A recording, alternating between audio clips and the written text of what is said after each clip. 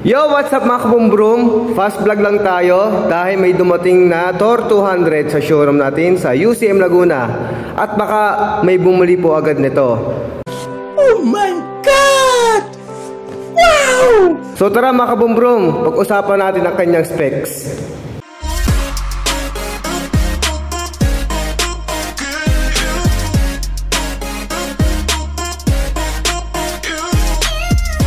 UCM TOR 200 4x2 200cc 2-seater, may kasama na po siyang backrest, and then mayroon po siyang kasamang carrier sa likod and sa harap.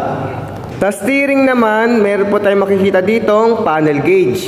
So nakalagay po dito is kung naka-neutral po tayo, forward, reverse, RPM, kilometers per hour, and odometer record. Sa right side, ang makikita po natin dito is ang kanyang throttle thumb and then ang kanyang front brake. Sa left side, ang makikita po natin dito is kanyang rear brake, control panel na nakalagay is starter button, kill switch, high and low na kanyang headlight, signal light na left and right, tapos ang kanyang horn. Sa center, ang makikita po natin dito is ang kanyang fuel tank. So ang fuel capacity po nito is 4 liters. Dito naman sa right side sa baba, ang makikita po natin dito kanya is key switch. So on and off lang po siya. So dito naman po sa baba ng right side, ang makikita po natin dito is ang kanyang transmission gear. Ito po is nakalagay sa neutral. Kung ipo-forward natin, lipat lang sa forward and then neutral.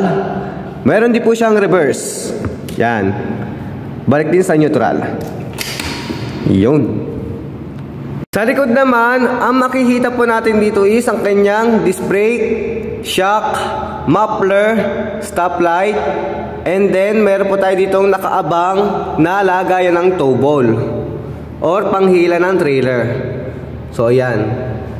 Ang kanyang gulong naman is naka-rim type, front and rear tubeless po yan. So mga kabumbrum, sa mga naghahanap ng ATV na mura, 200cc at 2-seater, ito na yon, bestseller, UCM TOR 200. Sa mga nagtatanong kung saan ang location namin, pumunta na po kayo sa Primea, Barangay San Roque, San Pablo City, Laguna. Or search nyo lang po sa Google Map or Waze Map, UCM Laguna. So halina, mga kabumbrum.